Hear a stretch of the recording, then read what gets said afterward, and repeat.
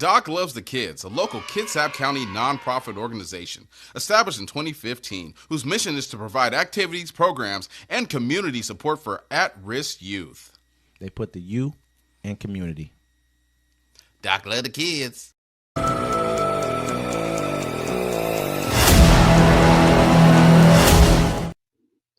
Welcome to Uncommon Courtesy, where we give you the courtesy of conversation that's uncommonly spoke of. I'm D-Mac. I'm Wesley. And it's the show. Don't forget to like, comment, subscribe. Don't forget to catch us every Friday, 7 p.m. on the Friday Fix. And also every week here at the new show, Civil Discourse, with Wes and Steve. You can check that one out throughout the week. Usually it airs on Sundays. Absolutely, absolutely. So how the hell has your day been, man? It's been all right, man. I just, I like to wake up in the morning, drink some orange juice, and read about the chaos. I mean, it never ends. It's a never-ending kind of a cycle of learning about what the hell's new is going on in this country or around the world, man. And I'm truly entertained that the Trump White House is posting things just for content. I mean, he had a picture of him as the Pope. One is a Sith Lord. Yeah, I mean, and it seems like we're a joke right now. Everything's a joke. Everything's like, oh, they're trolling. Is that what we want our White House to be doing? Is trolling? Yes. Is it, we want, like, it just seems like we want the dumbest imaginable to be leading us because you can relate to that. It tells me a lot about you when you can relate to the dumbest imaginable. I like my presidents where I don't have to see them unless they come out and give a speech. I shouldn't have to see them every day, but this is where we're at, ladies and gentlemen. And with that, the U.S. reaches agreement to settle lawsuit brought over Ashli Babbitt's shooting during Capitol riot. The Trump administration has reached a preliminary agreement to settle a wrongful death lawsuit brought by the family of Ashli Babbitt over her shooting by an officer during the U.S. Capitol riot, attorneys said on Friday.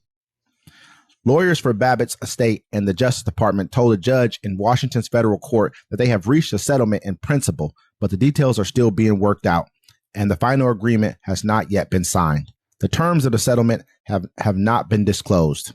Babbitt's estate filed a $30 million lawsuit last year over her fatal shooting when she was attempted to climb through the broken window of a barricade door leading to the Speaker's lobby inside the Capitol on January 6, 2021.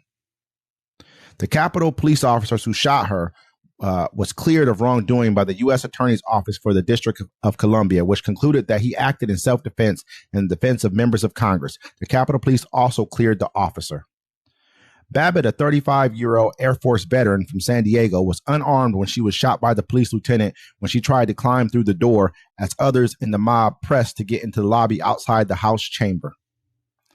The lawsuit alleges that the officer, who was not in uniform, failed to de-escalate the situation and did not give her any warnings or commands before opening fire. It also alleges negligence on the part of Capitol Police. The lawsuit says the department should have known that the officer was prone to behave in a dangerous or otherwise incompetent manner. Ashli posed no threat to the safety of anyone, the lawsuit said. The Capitol Police officer said in a televised interview that he fired as a last resort. When he pulled the trigger, he said he had no idea whether the person jumping through the window was armed. And so from watching it the day of it happened, there was a mob that infiltrated this area of DC. They stormed the building, beat up police officers. There were a mob at the door. They broke the window, and she was the only one that could fit through the broken window, and she jumped through. She wasn't going to get through the window and just start finger pointing. They came for violence. They beat cops the entire time, man. They were beating them. I mean, to say that you need to, like, gallows up, bro. They were about to hang people. To say that you need, like, she was posed no threat. I've watched them beat people all the way to get into where I'm at right now. I have I have U.S. senators, U.S. House members behind me. This is their lives at risk. I'm the last line of defense. These people have made it all the way through every barricade. They've crushed through barricades, beat cops, bear maced them, closed their helmets on their heads. You know what I mean? Crushing them in doorways. I heard them screaming. There's video footage of all this. We've all seen it. We watched it. We watched it. We're not even going to place it. We watched it in real time. Let me say this at the same time too. There's people who are like, oh, they just let them walk in. They're escorting them in. If I just saw you beat 40 other people outside here with just reckless abandon, you ain't care about beating them. Am I about to sit here and take a beating too? Probably not.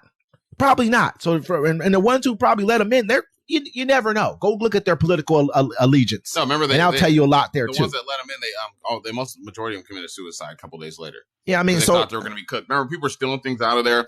My whole thing is like this. Look, it was a violent mob. They came in there. They stormed the building. They broke the glass. You can watch the video of how she got killed. Watch the video. They're breaking. He had the gun pointed at her for a substantial. He said stop. He said amount of time. They were trying to break down the door. They couldn't get through the door. We all watched it.